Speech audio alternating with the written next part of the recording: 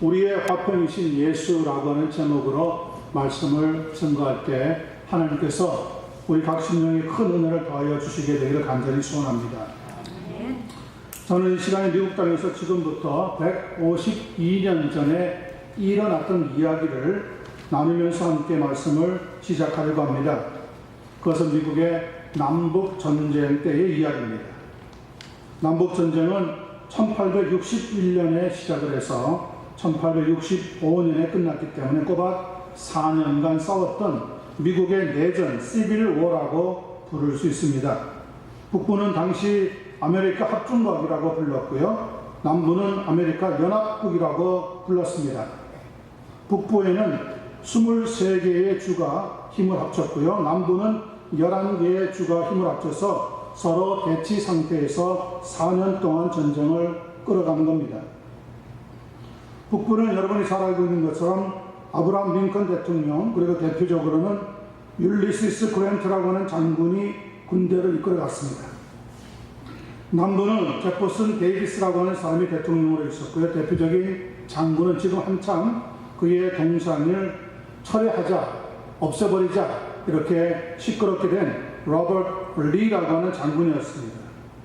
문제는 아브라함 링컨이 대통령이 되면서 당시 약 400만 명 정도 미국 전역에 노예가 있었는데 그들을 해방시키자, 노예도 우리와 동일한 권리를 누리게 하자, 그렇게 결정을 하는 순간 이에 반대하는 남부에서 연방을 탈퇴하고 군대를 결성하면서 내전이 일어나게 된 겁니다. 그런데 직접적인 원인은 그보다 4년 전에, 링컨 대통령이 되기 4년 전에 1857년에 미국의 연방 대법원이 이런 결정을 하고 판결문을 발표를 했습니다. 노예들은 굉장히 열등한 존재이기 때문에 백인들이 가진 권한을 동일하게 가질 수 없다. 그러니 흑인들은, 노예들은 2등 시민으로 살든지 그저 그 정도 선에서 적당히 사는 것이 가장 좋다. 이게 미국 연방 정부가 대법원이 내렸던 결정이었습니다. 여러분, 항상 어느 나라나 보수가 있고 진보가 있는데 문제는 뭐가 문제입니까? 극보수가 문제이고 극진보가 문제입니다.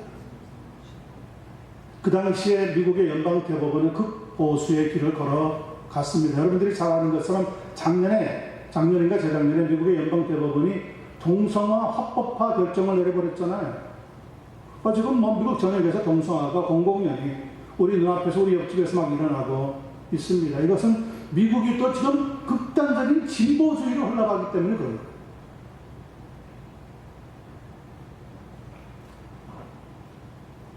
전쟁 가운데 군인의 수가 북부는 210만 명, 남부는 160만 명이었다고 합니다. 전쟁이 끝나고 나서 봤더니 그런데 남북 모두 합쳐서 군인 62만 명이나 죽었습니다.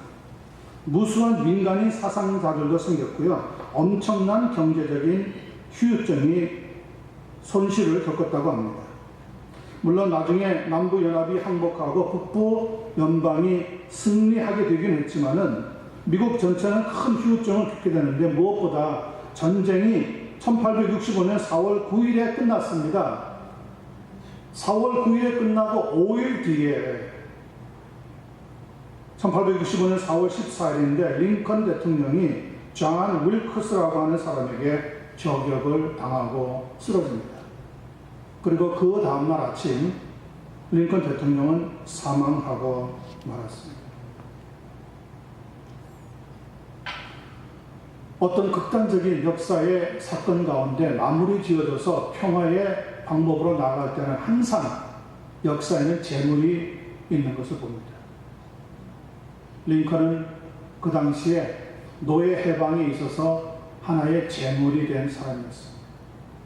그리고 152년간 물론 여러 가지 어려움이 있었지만 그래도 이 남북 관계, 그리고 인종 관계, 흑백 갈등이 어느 정도 그래도 잠잠했었는데 우리 집사님 기도 가운데도 언급을 했지만 지난주에 미국의 동부에 있는 버지니아 샬롯츠빌이라고 하는 곳에서 흑백 갈등의 문제가 또다시 불거지고요.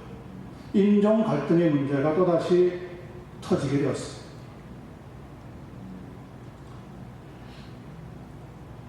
백인 우월주의자들, 그리고 이를 반대하는 사람들, 링컨 대통령, 그리고 로버트 리 장군, 각각 다 역사의 희생자이기는 마찬가지인데, 로버트 리 장군의 동상들이 곳곳에 세워져 있는 것을 이제는 없애버리자 하는 주의회의 결정에 반발하는 백인 우월주의자들이 이제는 힘을 모아서 결성된 단체를 가지고 나타나서 극단적으로 반대하고, 거기에 또 반대하는 사람들이 나서서 데모하고 하는 가운데 6월 충돌로 번지게 된 겁니다.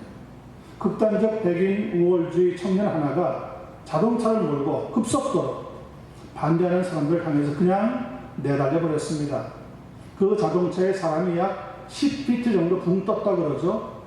그리고 몇 사람이 다치고, 모두 약 지금은 신문 보도에, 뉴스 보도에 보면 3명 정도가 죽고 수십 명이 그 차에 부딪혀서 다쳤다고 합니다. 152년 만에 다시 불거진 이러한 인종 간에, 혹은 남북 간에, 혹은 흑백 간에, 우월주의자와 그렇지 않는 사람들 간에 일어난 이 폭동, 6월 충동, 우리는 어떻게 이해를 해야 될지 모르겠습니다. 피부 색깔 떠나서 인류가 하나 된다는 것이 환상에 불과한 것일까요? 아니면 우리의 꿈일까요? 안타까운 일이라고 밖에 말할 수 없습니다. 대부분의 신문, 뉴스, 언론 보도를 보면 세상의 미국에서 이런 일이 또다시 발생할 수 있다는 말이냐. 그 집회를 보면 KKK라고 해서 극단적인 백인 우월주의자들이 모여있는 단체가 또 모습을 나타냈습니다. 그뿐 아니라 독일의 나치의 깃발을 들고 또 나치식 행렬을 하고 나치식 격려를 하면서 미국의 역사 무대에 또다시 등장을 한 겁니다. 70여 년 전에 그 나치주의와 전쟁을 치르고 세계의 평화를 위해서 싸웠던 군인들이 아직도 살아있는데, 그분들이 하는 말이 무엇인지 아세요? 우리가 왜 싸웠는데, 왜 나치와 싸웠는데 지금 미국의 역사의 한 무대에 저렇게 다시 나치 깃발이 휘날릴 수 있느냐. 도무지 이 사건은 말할 수 없다, 이해하기가 어렵다, 이렇게들 지금 평을 하고 있습니다. 저는 그런 의미에서 오늘 본문을 통해서 어떻게 그런 갈등을 우리가 치유하고 우리 아픔을 하나님 은혜 가운데서 다시 용서받고 은혜를 누릴 수 있는가 하는 말씀을 살펴보려고 합니다. 미국의 문제가 곧 우리의 문제이기 때문에, 우리가 살고 있는 이 캘리포니아 땅에도 우리가 그냥 내버려두면 자칫하는 순간에 다시 이런 문제가 또 불거질 수 있습니다. 여러분이 살고 있는 옆집에서 그런 일이 생길 수 있습니다. 자, 그럴 때 우리는 어떻게 해야 하는가? 신앙인, 성도의 자세는 과연 무엇인가? 주어져 있는 본문을 통해서 살펴볼 때 하나님의 은혜가 우리에게 크게 넘치게 되기를 간절히 소원합니다. 14절 15절 보겠습니다. 그는 우리의 화평이신지라. 이 그는이라고 하는 것은 12절부터 설명하고 있는 예수 그리스도를 말하고 있습니다. 예수 그리스도는 우리의 화평이신지라, 그런 말입니다. 둘로 하나를 만드사 원수된 것 곧 중간에 막힌 담을 자기 육체로 오시고 법조문으로 된 계명의 율법을 폐하셨으니 이는 이 둘로 자기 안에서 한 세 사람을 지어 화평하게 하시려고 합니다. 먼저 우리는 분명히 기억해야 할 게 있습니다. 우리 예수 믿는 성도들만이 아니라 이 세상에 있는 모든 사람들에게 예수 그리스도는 화평이 되신다는 사실. 믿습니까? 그리고 예수 그리스도가 우리의 화평이라면 실제적인 우리의 삶에서도 이 화평의 삶을 살아가야 하는 겁니다. 우리말로는 평화 혹은 화평이라고 부르지만 히브리 말로는 샬롬이라고 부릅니다. 그리고 신약 성경의 원어인 헬라어로는 에이레네라고 부릅니다. 이 의미가 우리에게 가르쳐주고 있는 것은 그저 단순히 전쟁이 없다고 하는 이야기가 아닙니다. 에이렌이라고 하는 것은 무엇보다 하나님이 우리에게 주신 은사라는 것을 알아야 됩니다. 즉 하나님의 선물로 하나님께서 우리에게 화평, 평화라고 하는 열매를 주신다는 거죠. 또 갈라디아서 5장 22절에 보면 이 화평, 평화는 성령의 열매라고 했습니다. 오직 성령의 열매는 사랑과 희락과 화평이니. 그러면 하나님이 주시는 선물이 화평이고 성령의 열매가 화평이니까 사람은 아무것도 하지 말아야 되느냐, 그 말은 아닙니다. 오해하지 마시기 바랍니다. 우리 성도들은 하나님 앞에 이 땅에 화평이 이루어지기를 위해서 뭘 해야 합니까? 기도를 해야 합니다. 그리고 나는 또 어떻게 삶을 살아야 됩니까? 할 수만 있으면 모든 사람과 평화하라고 하는 말씀을 기억하면서 그 말씀을 지키려고 하는 삶이 있어야 합니다. 왜 여러분 갈등이 생기고 싸움이 생깁니까? 조금도 내 것은 내어놓지 않고 상대방과 부딪혀서 지고 싶은 마음이 없기 때문에 전쟁이 일어나고 갈등이 생길 수밖에 없는 거예요. 다른 사람이 무슨 말을 하면 그 말에 너무 민감한 사람들이 있습니다. 아니 지는 뭔데? 왜 나한테 그런 얘기를 하는 거야? 그러면 어떻게 됩니까? 그 다음부터 이 딱 두 사람이 사는데도요 여기에서 갈등이 생기기를 시작합니다. 아이들은 싸우다가도요 그 다음에 툭툭 털고 어른들이 야 너 잘못 듣다 그래. 그러면 눈물을 뚝뚝 흘리면서도 미안해 그런다고요. 그러면 너도 안아줘야지. 그러면 나도 미안해. 끝난다고요. 끝나. 근데 어른들은 어떻습니까? 입으로는 그래 내가 미안해. 그리고 돌아서서는 뭐라고 얘기합니까? 어린 반푼어치 없는 소리. 요 순간을 모면하기 위해서 입으로는 값싼 평화를 부르짖고 있지만 돌아서면 그렇지 않다는 거예요. 그래서 어른이 되지 말래잖아요. 예? 어른이 돼가지고 죄 짓는 게 너무 많다는 거예요. 그래서 미국에는 이 피터 팬 신드롬에 걸린 사람들이 많습니다. 어른이 되지 말자. 어른이 되어가지고 이 나라를 맡겨보니까, 사회를 맡겨보니까, 가정을 맡겨보니까 갖가지 문제가 지금 막 쏟아져 나오고 있는 거라는 거예요. 왜 그렇습니까? 어른들이 제대로 오리엔테이션을 못 받은 거예요. 어떻게 평화를 만들어야 하는지 배우지를 못하는 거예요.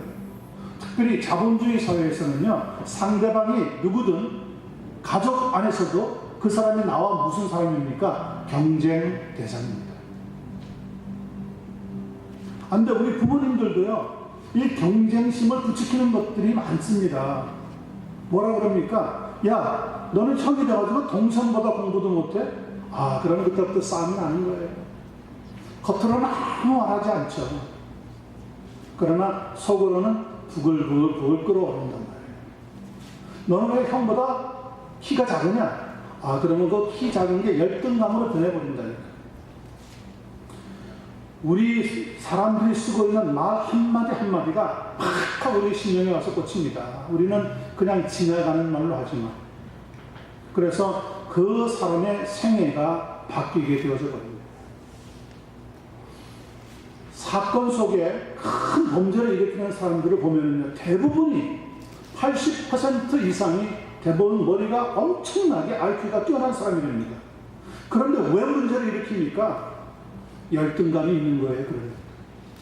자라면서 가정에서 인정받아 본 적이 없대요.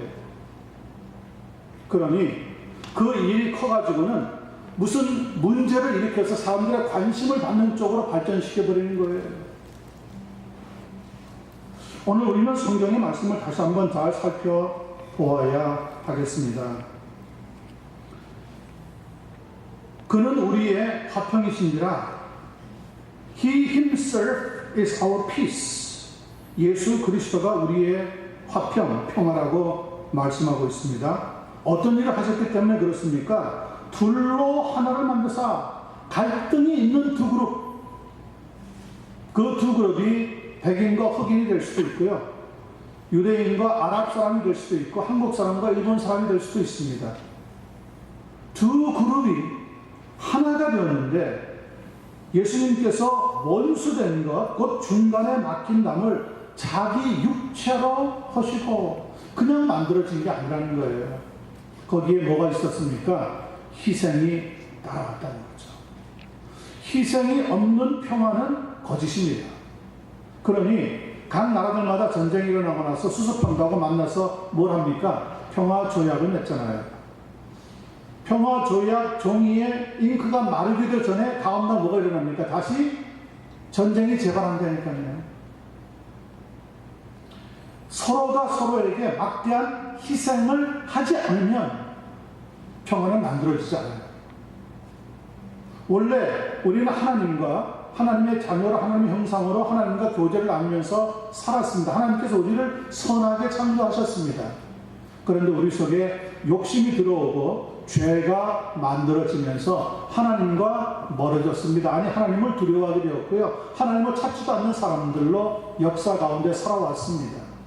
성경은 그걸 가르쳐서 우리가 하나님과 원수가 되어서 살았다고 이야기합니다. 진짜 행복은 뭡니까? 그러므로 하나님 앞에 다시 돌아가는 데서부터 생기는 거예요. 누가복음 15장에 돌아온 탕자의 비유의 이야기가 그저 성경에 적어놓은 말씀이 아니라 오늘 하나님을 모르고 살았던 우리를 향해서 적어놓고 있는 하나님의 사랑의 편지입니다. 그 탕자가 아버지를 떠났습니다. 떠날 때 아버지 유산을 미리 챙겨가지고 한몫 챙겨서 먼 나라로 가버렸습니다. 그리고 어떻게 살았습니까? 호랑방탕하게 살았습니다. 아버지의 뜻하고는 상관이 없었습니다. 미래에 대한 투자도 없었습니다. 그저 오늘 먹고 오늘 즐기자 다 써버렸습니다. 돈 있을 때는 알아줬는데 돈 떨어지고 나니까 어떻습니까? 끈 풀린 신발같이 끈 떨어진 낙엽같이 아무도 자기를 알아주지 않는 겁니다. 그 가운데 그래도 그 아들은 누구를 생각합니까? 그래도 내 아버지 집에 가면 먹을 게 있는데 모든 걸 다 잃어버렸지만 그 비참한 초라한 가운데서도 누구를 기억했다고요? 아버지를 기억했어요. 거기에서 또 소망이 생기는 겁니다. 우리 인류의 소망은 우리를 위해서 희생하신 예수 그리스도를 생각할 때 거기에서부터 하나님의 선물, 하나님께서 주시는 축복의 열매인 화평을 얻을 수 있는 기회가 생기게 된다는 거죠. 그러나 끝까지 하나님을 부정하면 어떻게 됩니까? 그나마 가지고 있던 것도 다 놓치고 죽음의 마지막 상태에서 허무하게 세상을 떠날 수밖에 없다는 겁니다. 저는 여러분과 제가 예수 그리스도를 믿는 사람을 된 것에 대해서 너무너무 감사합니다. 여러분 앞뒤로 보시면서 우리 한번 인사한 적도 있지만 보시면서 그렇게 인사해 주시기 바랍니다. 예수님 믿은 거 축하합니다.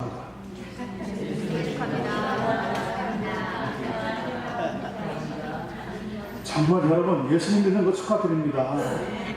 예수님 안 믿었으면 이렇게 못 만나요 우리는. 그리고 감히 어떻게 이렇게 여자분들 남자분들 나이 드신 분들 또 그렇지 않는 분들이 한 자리에 섞여가지고 모임을 갖고 예배를 드립니까? 여러분 저는 한국에서 지내봐서 아는데 저희는 그 당시 예수님을 믿지 않기 때문에 명절 때 모이면 친척들이 제일 먼저 하는 게 뭐냐면 제사 드리는 거예요. 제사 드릴 때 우리 아이들은 끼지도 못해요. 어른들이 다 하고요. 우리는 뒤에서 그냥 시키는 것만 하는 거예요. 아니 그런 모임 속에 아예 들어갈 수가 없었다니까요. 체제가. 그리고 항상 우리들은 천벅꾸러기예요. 어른들끼리 끝나고 나면요 또 모여서 식사하고 웃고 마시고 얘기하고 우리들은 그냥 밖에서 할 일 없이 이렇게 서로 눈치나 보다가 밖에 나가서 기껏 한다는 게 뭡니까? 손잡고 시내에 내려갔다 오는 끝이에요. 하루가 가는 거예요. 왜냐하면 어른 중심의 사회에서 아이들이 낄 때는 없는 거예요. 식사할 때도 이전에, 지금은 달라졌지만 이전에 여자분들이나 아이들은 따로 밥상을 차려서 먹었답니다. 저희 집은 그러진 않았어요. 적어도. 제 아버님이 그래도 마음이 넓었어요. 같이 먹자, 이리 와라. 그런데 저희가 알던 어떤 집사님 얘기만 들어도 60년대, 70년대 그러지 않은 집도 많이 있었다는 거예요. 남자분들 보고 부엌에 들어가면 큰일 안 됩니다. 뭐가 떨어진답니다. 뭔지는 모르겠지만. 그래서 못 들어가게 했대요. 못 들어가게. 근데 저희는 아버님이 직접 부엌에 들어가서 우리에게 맛있는 음식도 만들어 주셨더랬어요. 저희는 그게 조금도 이상하지 않았는데 나중에 나이가 점점 들어가면서 보니까 다른 집에 방문해 보면, 친구들 집에 가보면 이상하죠? 남자분들은 부엌에 못 들어간다는 거예요. 뭐가 떨어진다는 거예요. 그래서 저는 제 아버님이 옛날에 떨어진 줄 알았어요.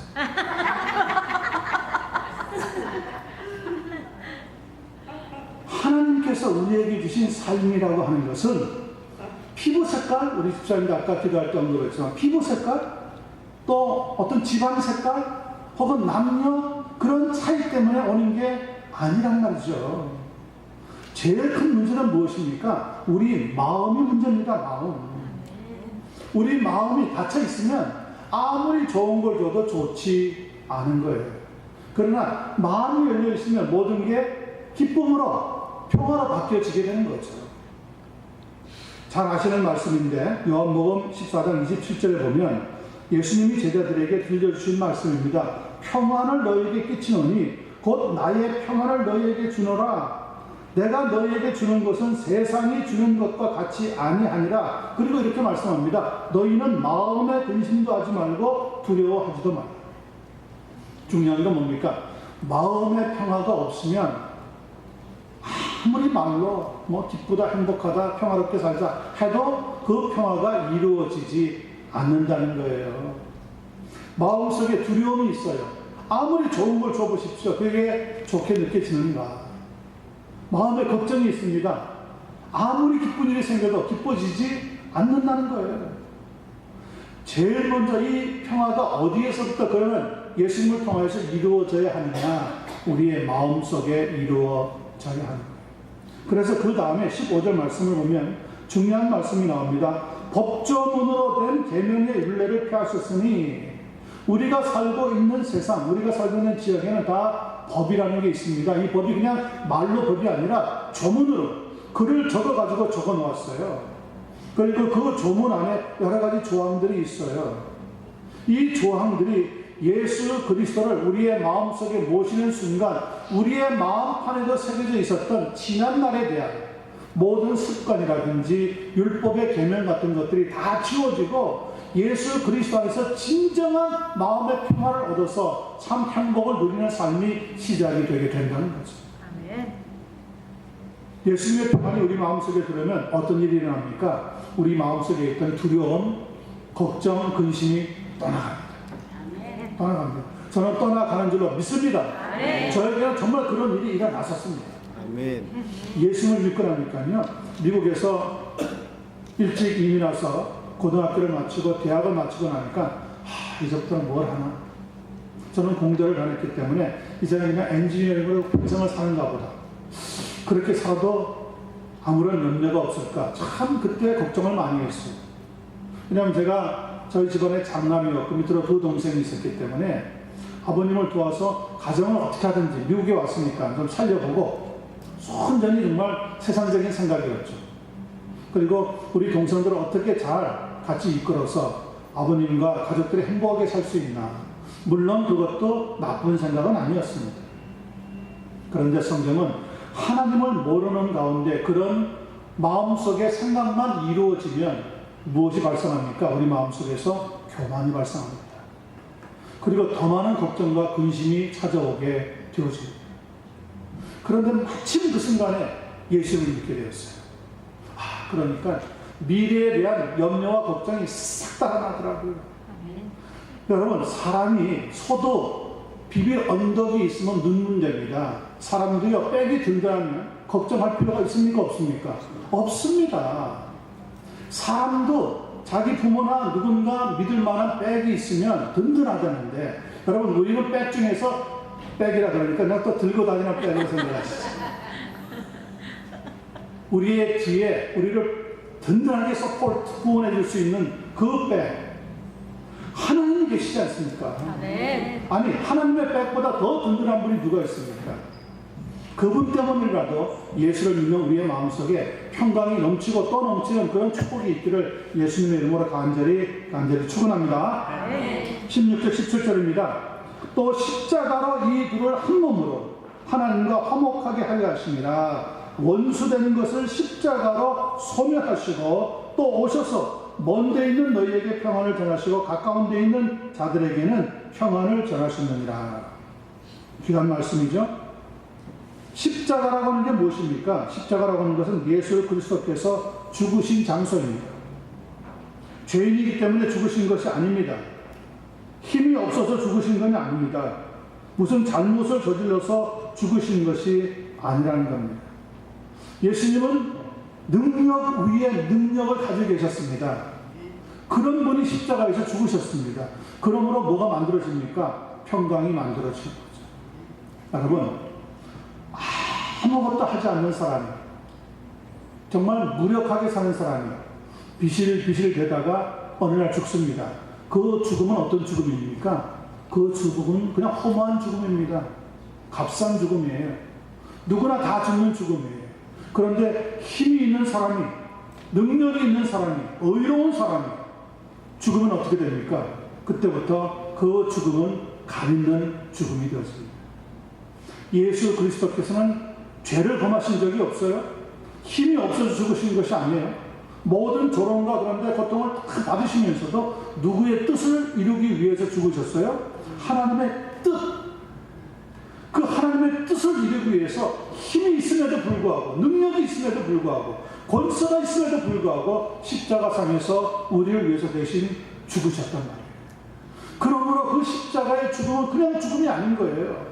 그 죽음을 통하여서 하나님과 우리 사이를 연결시켜 주시는 의로운 죽음이 되었다고 성경은 말씀하고 있습니다. 그 의로운 죽음 때문에 하나님께서는 우리에게 예수를 믿는 순간에 무엇을 주십니까? 우리에게 평안을 주시는 거예요. 더 이상 너는 나의 원수가 아니다. 나의 대적자가 아니다. 너는 나의 자녀가 되어라. 첫 번째 포인트에서 말씀드렸던 돌아온 탕자의 이야기가 결과적으로 어떻게 끝납니까? 아버지를 생각하는 순간 그의 발걸음은 어느새 아버지 집을 향해서 터벅터벅 나가기를 시작합니다. 멀리 아버지 집이 보입니다. 마음이 두근반 세근반입니다. 지은 죄가 있잖아요. 내가 이상 들어가도 될까? 그래도 집을 나갈 때는 내가 정말 떵떵거리는 금이 환영하는 그런 사람이 되어서 나타나기 전까지는 찾아가지 않을 거야.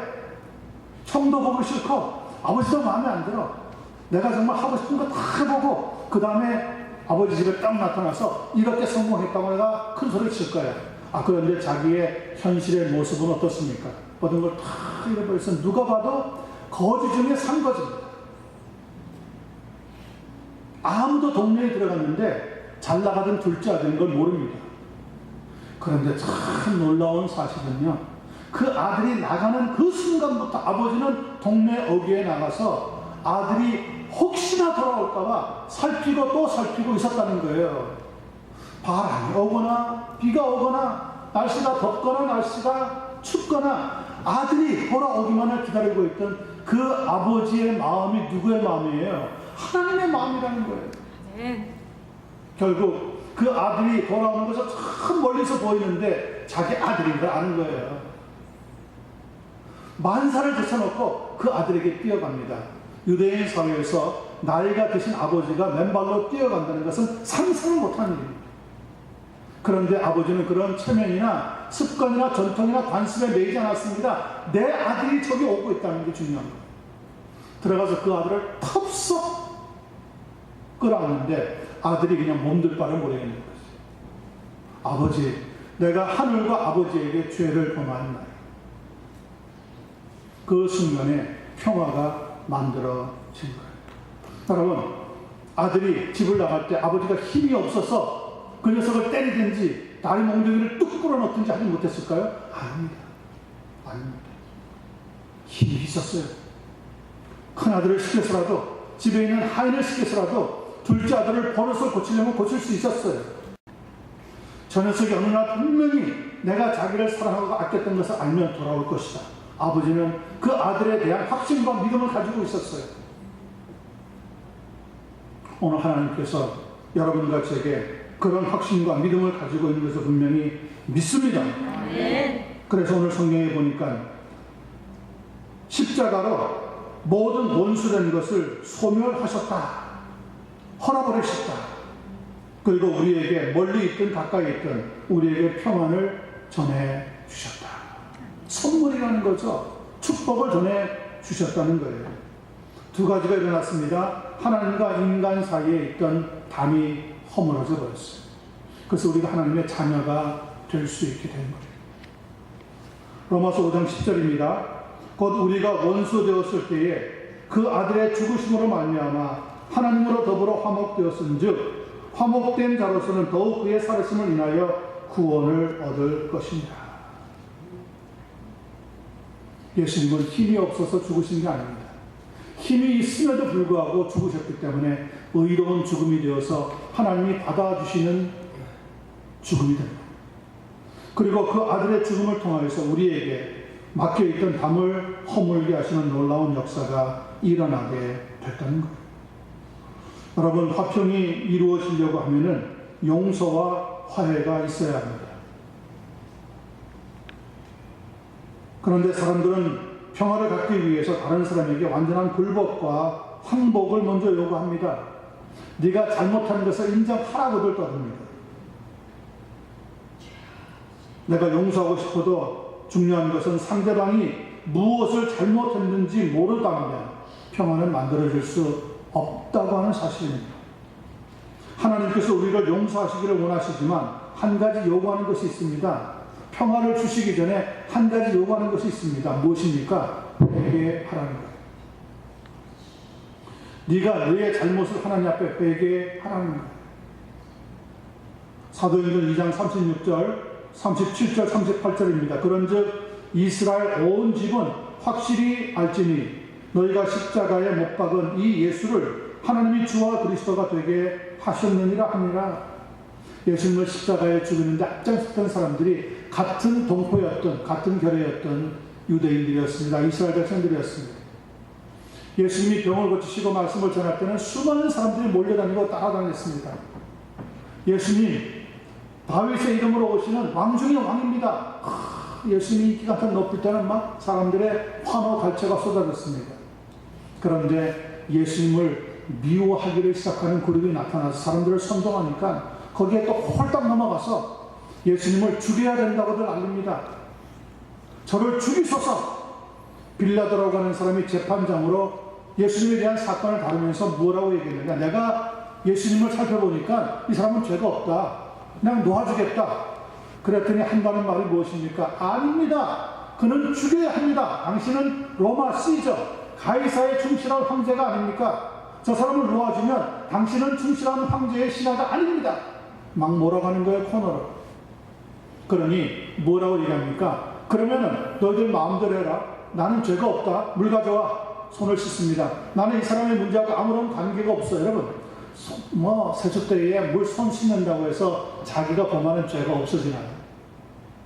그러나 그 사람은 그렇게 해서라도 유대인들과의 사이에 문제가 일어나지 않기를 원했던 거죠. 그랬더니 그 사람들이 담대하게 또 당돌하게 이렇게 이야기합니다. 만약에 예수가 죽는다면 그 사람의 핏값은 우리와 우리 자손에게 돌리라. 그는 반드시 죽여야 합니다. 예수님이 그렇게 죽었어요.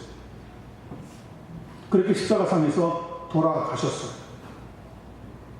그러므로 하나님 앞에 너희가 십자가에 못 박은 이 예수를 그런데 하나님께서 주와 그리스도가 되게 하시도록 다시 살리셨느니라. 베드로 사도가 이렇게 선포하니까 성경에 이렇게 기록되어 있습니다. 그들이 이 말을 듣고 마음에 찔려 자기네들이 한 행실이 있으니까 아는 거예요. 딱 지적받으니까 마음에 찔림이 오는 거죠. 베드로와 다른 사도들에게 물어 이르되 형제들아 그러면 우리가 어찌할꼬 어떻게 했으면 좋겠느냐. 하나님 앞에 죄를 지었는데 하나님과 평강을 누리고 화평을 누리면 어떻게 해야 되겠느냐. 그때 베드로가 이렇게 이야기합니다. 너희가 회개하여 각각 예수 그리스도의 이름으로 세례를 받고 죄 사함을 받으라. 회개하라. 먼저 회개하라. 회개할 때 그리고 하나님 앞에 화해가 이루어지게 된다는 거예요. 지금 한국은 남과 북으로 갈라진 후 벌써 72년이나 지났습니다.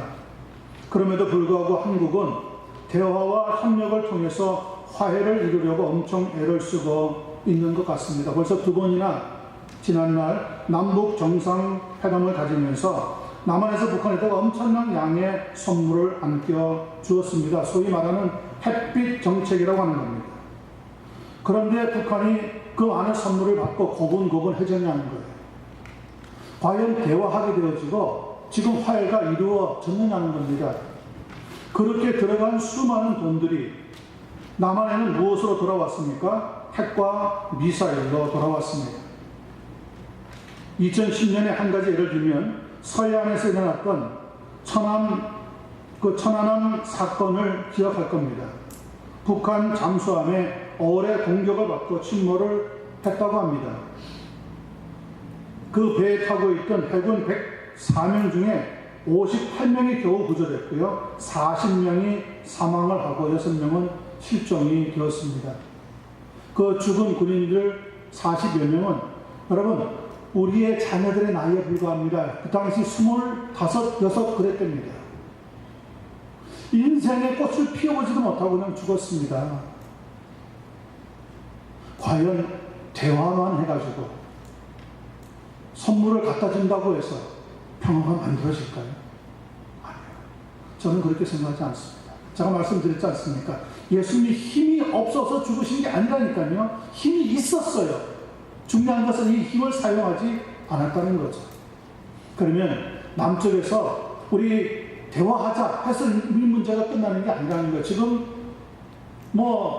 북쪽에서 핵 쏘겠다 말겠다 막 겁을 주잖아요. 남쪽에 있는 정부의 대통령이 북한과는 제발 극단적인 레드 존을 지나가지 않았으면 좋겠다.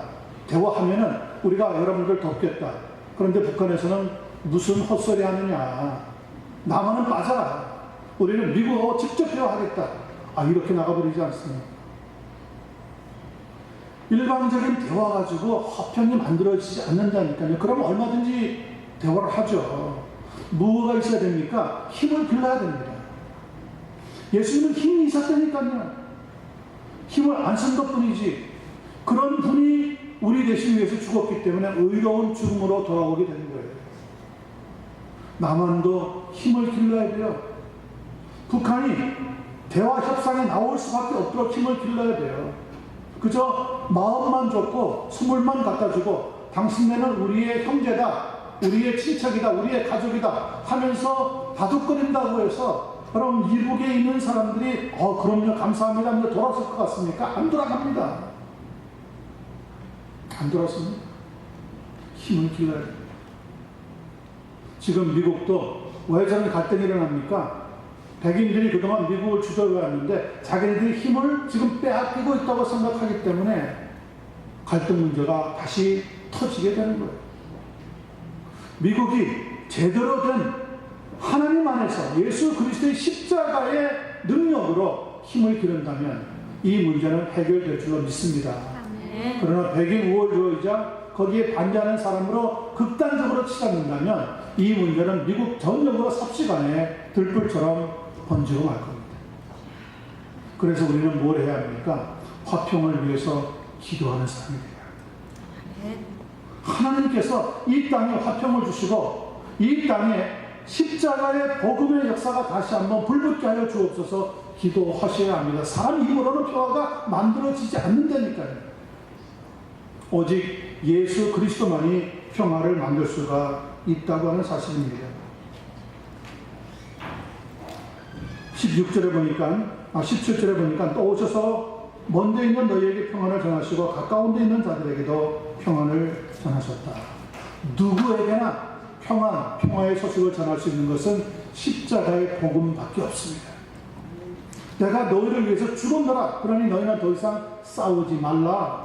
하나가 되라. 힘을 합쳐라. 협력하라. 사랑하라. 이 말씀 앞에 우리가 순종하게 되어지는 것 확실히 믿습니다. 우리 안에서 십자가의 복음의 역사가 일어나서 우리 주변의 가정에서나 또 흑백 갈등의 문제에 있어서나 우리의 사업터에서나 교회에서나 어디에서나 하나님의 놀라운 이 평강의 역사가 열매로 주렁주렁 풍성히 맺게 되어지기를 간절히 소원합니다. 마지막 18절 19절 간단히 읽고 정리하겠습니다. 결과입니다. 예수님이 우리가 화평이 되시고 그 일을 이루기 위해서 십자가에서 죽어주셔서 어떤 역사가 일어났습니까? 두 가지가 일어납니다. 18절 이는 그로 말미암아 우리 둘이 서로 원수가 되었던 우리가 한 성령 안에서 아버지께 나아감을 얻게 하려 하심이라. 십자가의 복음을 통해서 하나님께 나아가는 축복을 얻게 되어진다는 거죠. 진정한 가정의 평화 십자가의 복음 안에서만 이루어집니다. 진정한 이 사회의 갈등의 문제 십자가의 복음 안에서만 이루어집니다. 물론 우리가 노력해야 합니다. 그러나 노력만 가지고 평화의 역사는 이루어지지 않습니다. 십자가의 희생의 능력, 하나님의 사랑의 놀라운 능력이 나타날 때 우리에게 함께 교제하고 함께 축복할 수 있는 관계가 만들어지게 되는 겁니다. 19절 그러므로 이제부터 너희는 외인도 아니요 나그네도 아니요 오직 성도들과 동일한 시민이요. 마지막에 뭐라고 합니까? 하나님의 권속이라는 게 뭡니까? 하우스홀더라는 뜻이거든요. 다시 말하면 가족이다 그런 말이에요.